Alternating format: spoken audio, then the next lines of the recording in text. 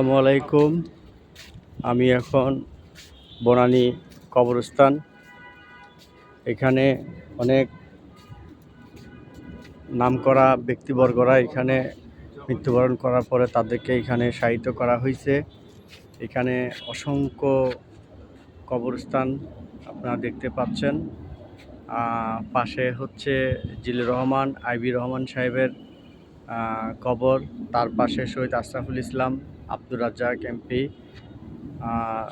এরকম অনেক নামকরা বরেণ্য ব্যক্তিরা এখানে আছেন, বিশিষ্টজনেরাও আছেন এখানে। মুক্তিযোদ্ধা বিভিন্ন ব্যক্তিবর্গ এখানে এই কবরস্থানে শায়িত হয়ে আছেন। এটা বিশাল একটা কবরস্থান। আমি মাঝে মধ্যে এখানে আসা পড়ে, তো যদিও আসলে কবরস্থানে ছবি তোলা, ভিডিও ধারণ করা খুবই অন্যায়, এটা তোলা নিষেধ। তারপরও এখন অনলাইন যুগ, ফেসবুক, তো যার ফলে কিছুটা ভিডিও করলাম সীমিত সময় নিয়ে। তো এটা খুবই একটা বিশাল এরিয়া। এখানে অসংখ্য অসংখ্য ব্যক্তির কবরস্থান। মানে খুব ভালো লাগছে দেখে, আবার খারাপও লাগছে, আবেগ ধরে রাখতে পারছি না।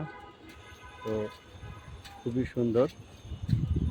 তো আমার সঙ্গে মানিক ভাই আছে, হাঁটতেছে। আর এই হলো সামনে হলো মূল গেট। এটা হচ্ছে আপনার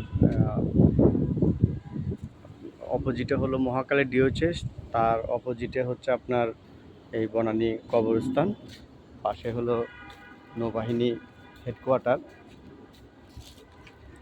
অসংখ্য অসংখ্য কবরস্থান এখানে। আমি এখন এই কবরস্থানের একদম মাঝ বরাবর দাঁড়িয়ে আছি। আমি চতুর্দিকে ঘুরিয়ে দেখানোর চেষ্টা করছি, দেখেন। তো খুব মানে অনেক ব্যক্তিবর্গ এখানে যাদেরকে আমরা হারিয়েছি।